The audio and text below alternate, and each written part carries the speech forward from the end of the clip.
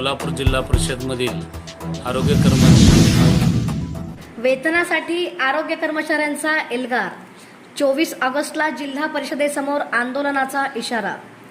जिल्हा परिषद आरोग्य विभागातील कर्मचाऱ्यांचे वेतन वारंवार विलंबाने होत असल्याने कर्मचाऱ्यांमध्ये तीव्र संतापाची लाट उसळली आहे.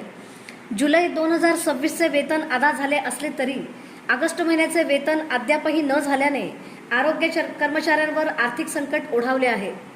गृहकर्ज, वाहन कर्ज, शैक्षणिक कर्जाचे हप्ते आणि दैनंदिन कौटुंबिक खर्च भागवताना कर्मचाऱ्यांची मोठी आर्थिक कोंडी होत आहे. वेतनाला होणाऱ्या विलंबामुळे अतिरिक्त व्याज आणि दंडाचा भुर्दंड बसत असून कर्जाचे हप्ते थकल्याने सिबिल स्कोरवरही परिणाम होत असल्याचा आरोप कर्मचाऱ्यांनी केला आहे. जिल्हा स्तरावरील नियोजन शून्य कारभार आणि अधिकाऱ्यांच्या दुर्लक्षामुळेच ही परिस्थिती निर्माण झाली असल्याचा आरोप करत आरोग्य विभाग कृती समितीने आता थेट आंदोलनाचा इशारा दिला आहे.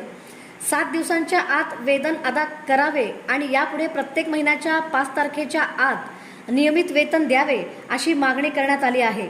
मागण्या न मान्य झाल्यास 24 ऑगस्ट 2026 रोजी सकाळी 11:30 वाजता जिल्हा परिषदेसमोर तीव्र आंदोलन करण्यात येणार आहे.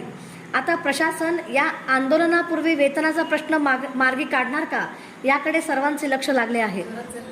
सोलापूर जिल्हा परिषदमधील आरोग्य कर्मचाऱ्याचा माहे जुलै अदा ऑगस्टचा वेतन आजपर्यंत अद्याप झालेला नाही.